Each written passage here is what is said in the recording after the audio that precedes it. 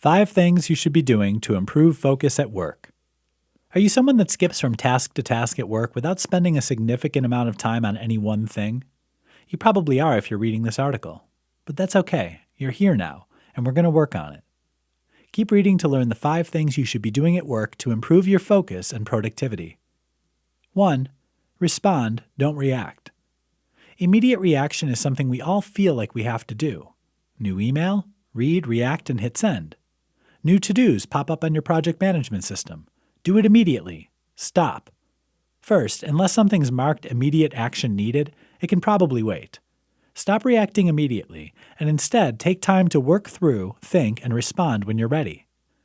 2. Hardest first. Get the toughest or most boring tasks done first in the morning. This will get it out of the way so you can enjoy the rest of your day, and it'll stop you from procrastinating to avoid that unbearable task. 3. Stop time sucks. Time sucks come in many forms. Notifications, social media, and cleaning out your deleted email files are great examples. You're giving up your valuable time to those things that can wait, and instead, most likely creating a backlog of work for yourself. Do whatever it is you need to do to remove the temptation and get back to work. 4. Make a to-do list. A game plan for your day is possibly the most valuable tool you have at your disposal. Simply knowing what all you need to do and what other commitments you have will give you a clear view of what your day will look like.